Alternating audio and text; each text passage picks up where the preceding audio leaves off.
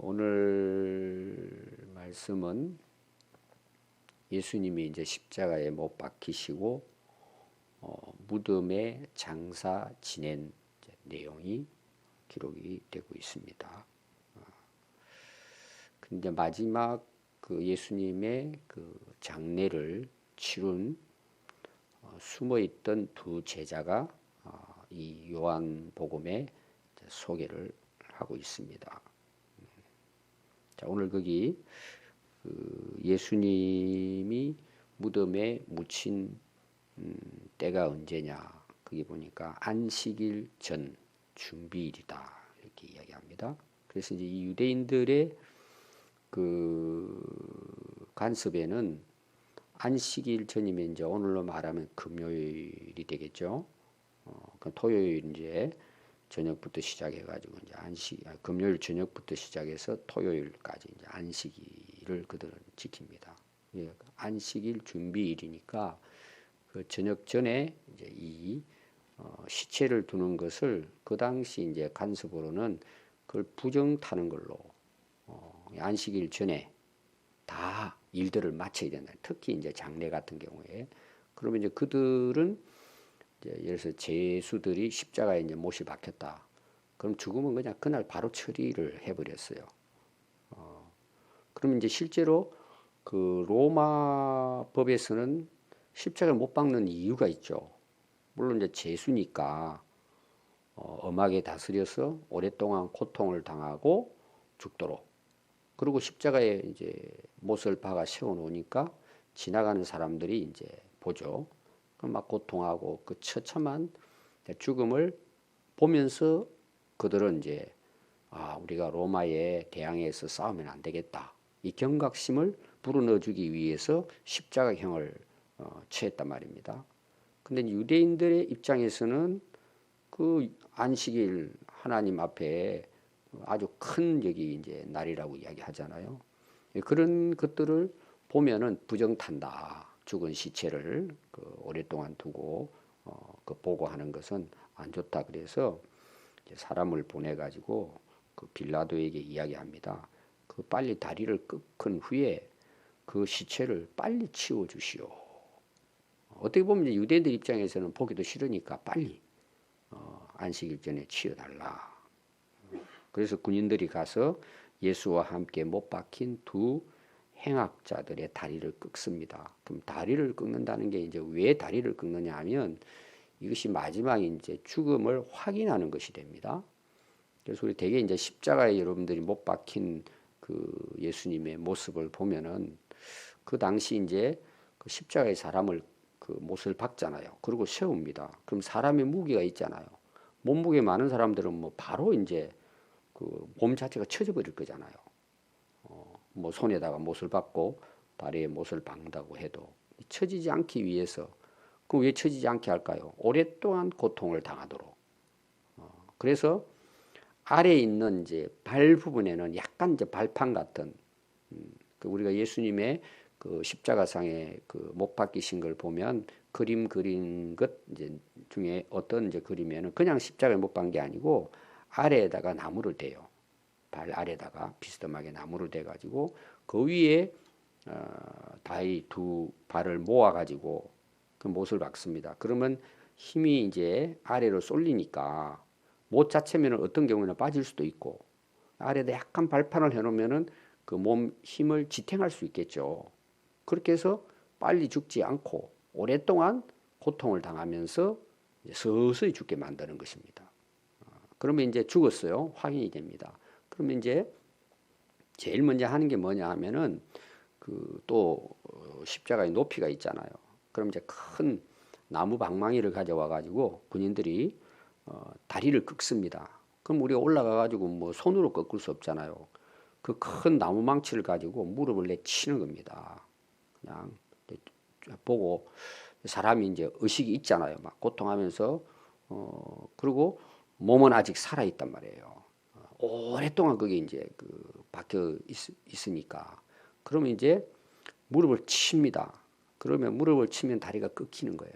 꺾이면서 몸 자체가 뭐냐 하면은 아래쪽으로 이제 쏠려버리죠. 푹 하고 쏠려버립니다. 칠 때는 그 아래 다리에 이제 그 받침 있죠. 뭐 그것까지도 쳐버린다. 그러면 이제 그동안에 이제 뭔가 좀 꿈틀거리고 시체가 아직 그 죽지 않은 상태에 있으면은 그렇게 해서 다리를 쳐가지고 꺾어버리면은 완전히 이제 그 탈골돼 버리잖아요. 그 다리 자체가. 그러면은 그것이 마지막 죽음의 확인이 된다는 거예요. 그러면 그동안에 약간 의식이 있고 살아있는 상태에 있었다면 그 무릎을 치고 아래 다리를 내리치면은 그게 이제 부러지고 꺾이고 해가지고 죽음을 확인하는 하나의 이제 절차였습니다. 그리고는 이제 그들을 무덤에 이제 던져버린 거죠.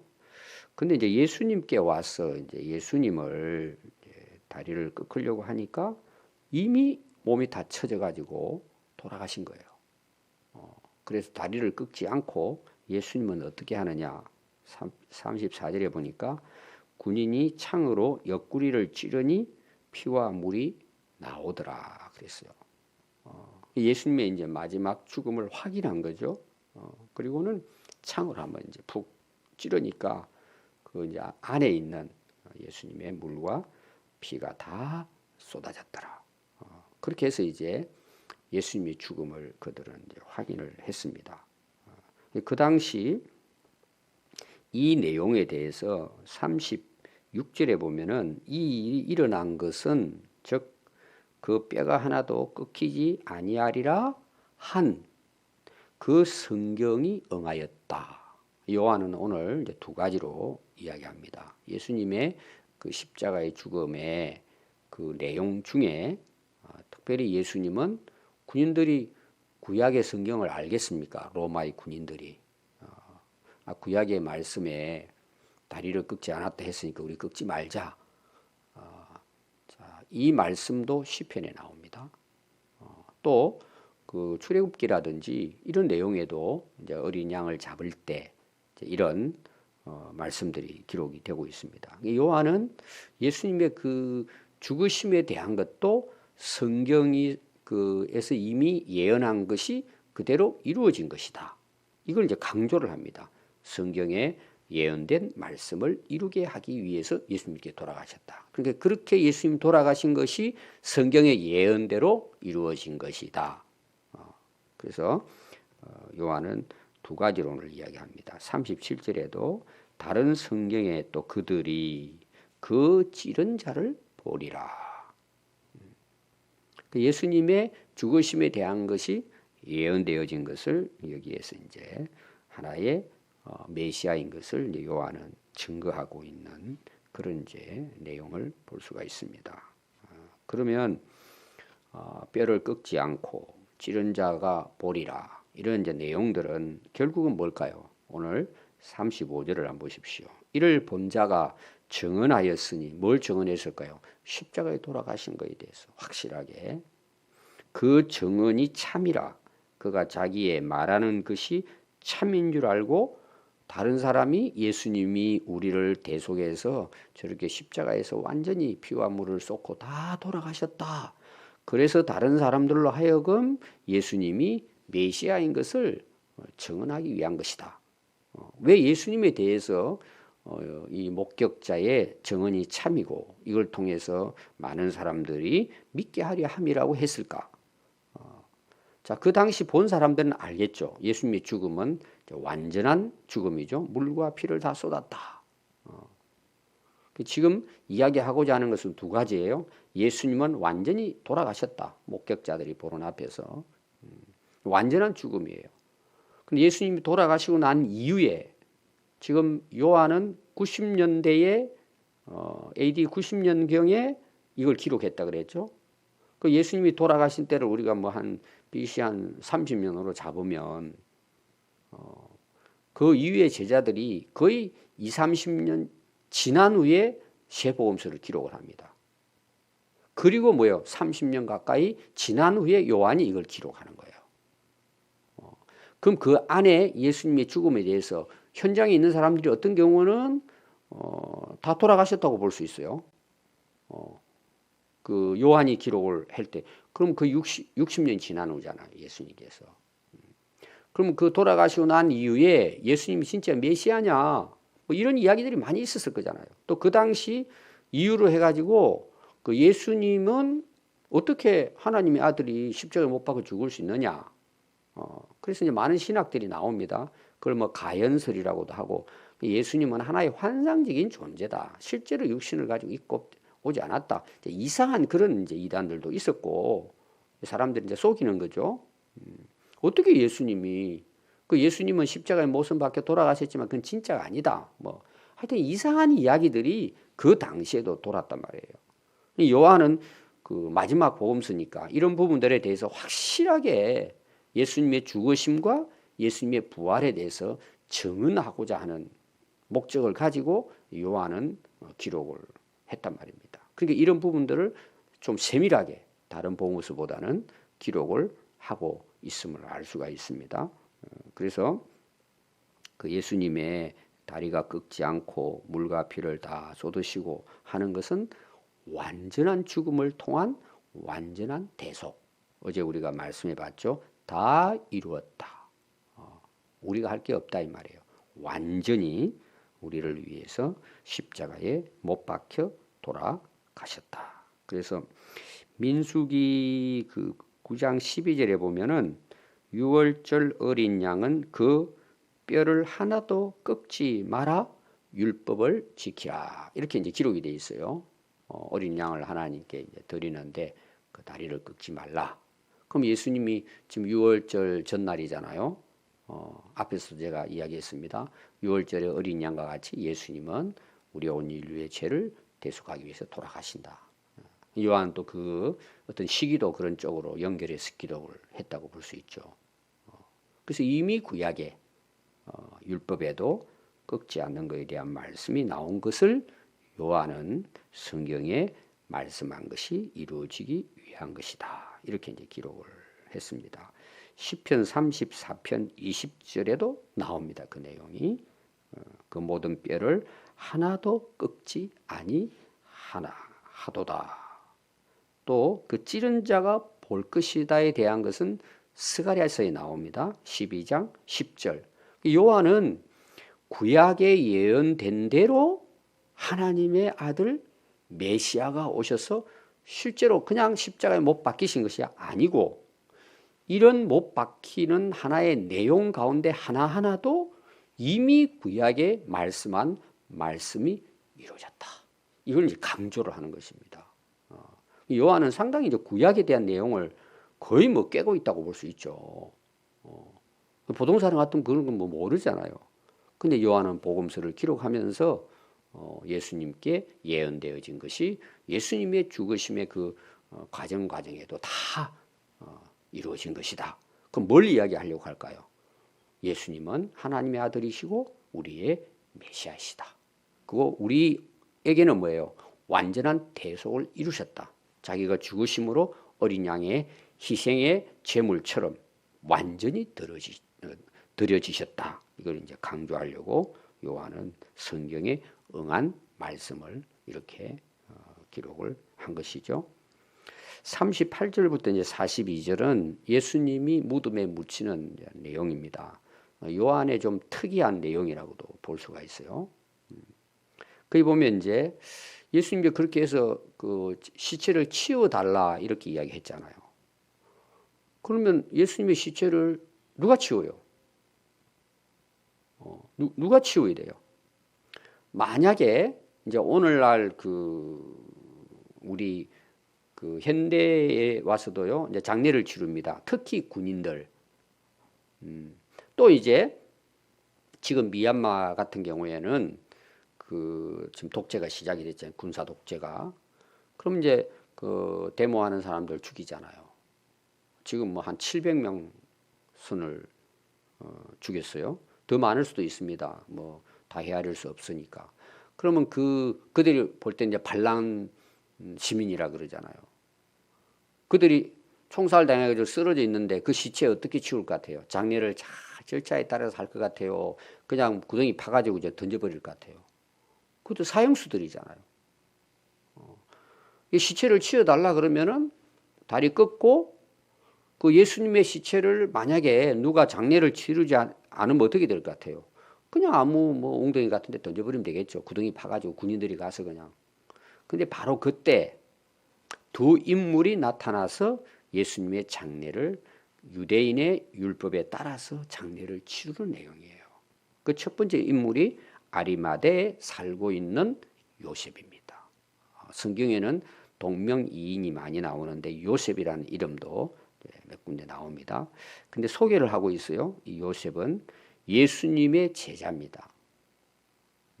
그런데 그동안에는 자기 신분을 숨겼어요. 왜냐하면 유대인들이 두려워서 자기를 숨기고 왔는데 이 일 후에 빌라도에게 예수의 시체를 가져가게 해달라. 내가 장례를 치르겠다고 가서 요청을 합니다. 이 빌라도가 뭐 자기들도 귀찮은데 빨리 치우도록 또 요구를 하니까 허락을 해서 예수의 시체를 이 아리마대 요셉이 가져와서 자기가 파놓은 새로운 무덤에다가 장사를 지냈다. 이런 내용이에요.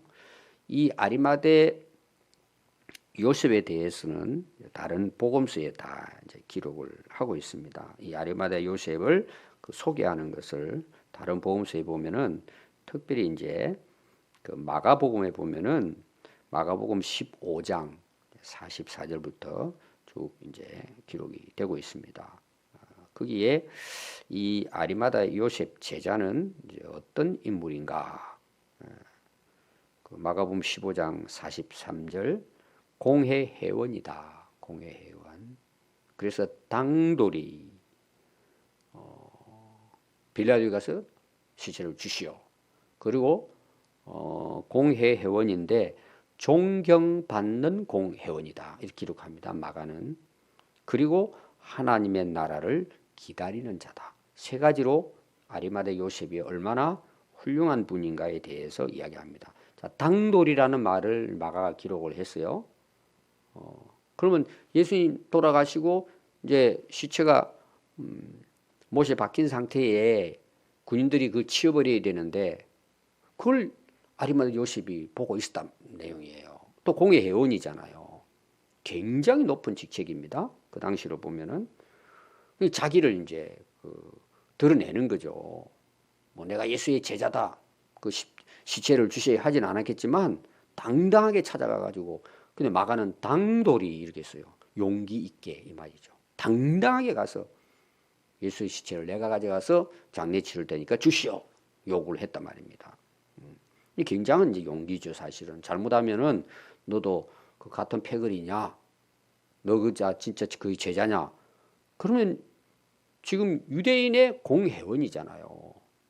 그럼 같이 어떤 어려움을 당할 수도 있겠죠.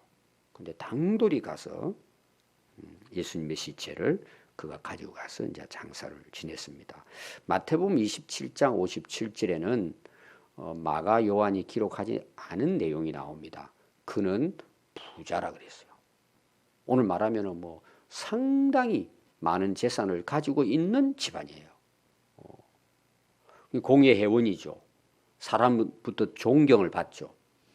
또 부자죠. 뭐 굉장한 위치에 있었다고 볼 수 있습니다. 누가복음은 뭘 강조하느냐 하면은 아리마대 요셉은 의로운 사람이다. 그러니까 존경을 받았겠죠. 그 당시 공예 회원으로서 인정을 받는 인물이었습니다. 그럼 보세요. 명예도 있죠. 존경도 받죠. 부자죠. 권력도 가지고 있죠. 부족함이 없는 사람이에요. 그리고 예수님이 십자가에 못 박혀 돌아가시잖아요. 돌아가신 분에게 뭐 자기가 가서 한다고 예수님이 보겠냐 말이에요. 그냥 죽음으로 뭐 끝나버리면 입 딱 닫고 있으면은 자기하고 아무 상관없고 자기는 편안하게 살 수 있죠. 존경받고 권력 유지하고 부자로서 뭐 얼마든지. 그런데 오늘 그 강조점을 여러분들이 보시면은 그렇게 하게 된 이유를 거기서 이제 설명하고 있습니다. 왜 숨어 있던 아리마다 요셉이 이렇게 했을까? 이 일 후에 이렇게 나와요. 이 일 후가 뭐예요? 예수님 십자가에 비참하게 처참하게 돌아가신 모습을 보고 그리고 또 예수님이 십자가에서 그냥 아무 말 없이 돌아가신 게 아니잖아요. 어제도 우리가 말씀을 봤지만은 내가 목마르다, 다 이루었다.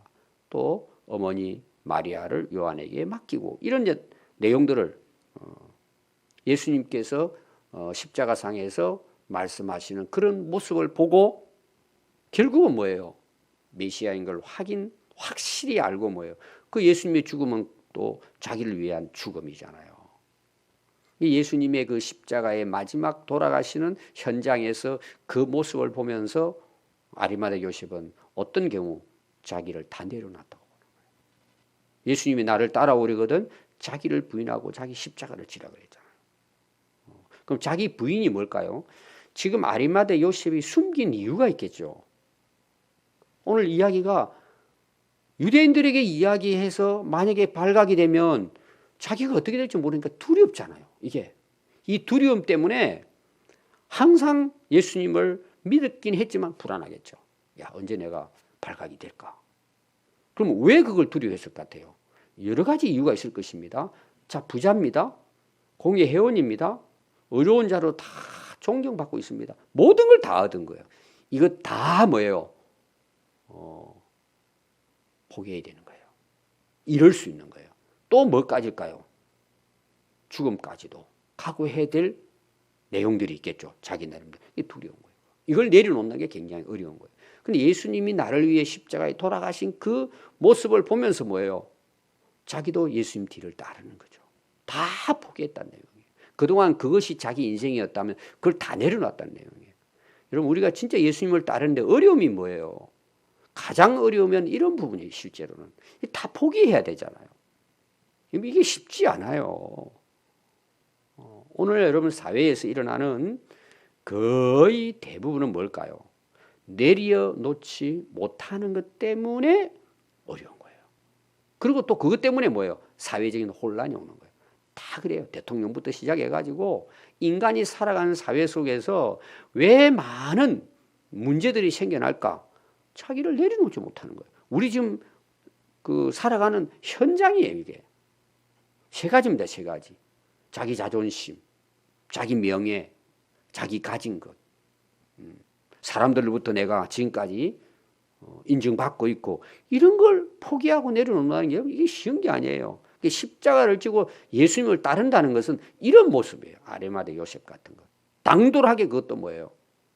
이게 어디서부터 시작됐다고요? 동기가 예수님의 십자가에 돌아가시는 그 모습을 보고 그 이후에 그래서 우리가 뭐 십자가의 복음, 십자가의 능력 이런 이야기를 말하잖아요. 이게 뭐예요?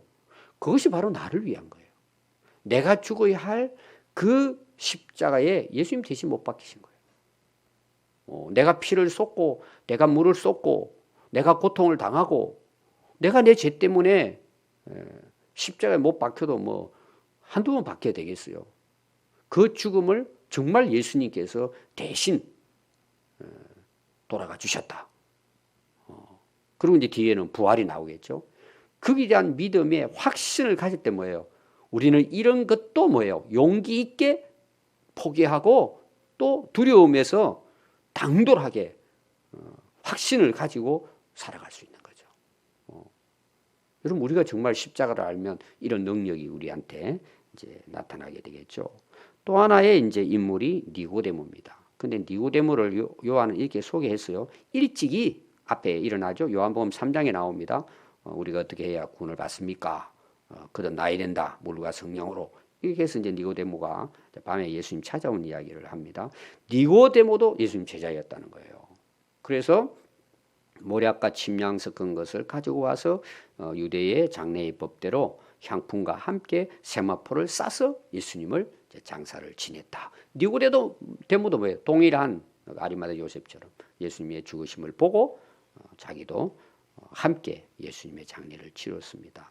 그래서 예수님께서 그 십자가에 못 박힌 가까운 데 있는 동산에 아리마대 요셉이 자기를 위해서 파놓은 새 무덤에 예수님을 장사하였더라. 이게 이제 오늘 마지막 부분입니다. 오늘 우리가 결론으로 꼭 기억해야 될 것이 뭐냐 하면 우리가 예수님을 믿고 따르는 제자로서 우리가 오늘 아리마대 요셉 또 니고데모를 통해서 우리가 세상을 두려워하는 것이 아니고 오늘도 우리가 이 십자가의 복음의 확신을 가지고 우리가 당당하게 이 세상에서 우리가 믿음으로 또 뭐예요? 우리가 증인이잖아요. 예수님 십자가의 복음의 증인이기 때문에 우리가 당당하게 이 복음의 증인으로서 우리가 앞으로 또 주님 만날 거잖아요. 하늘나라에서 우리가 그때까지 예수님 잘 따라갈 수 있기를 바랍니다.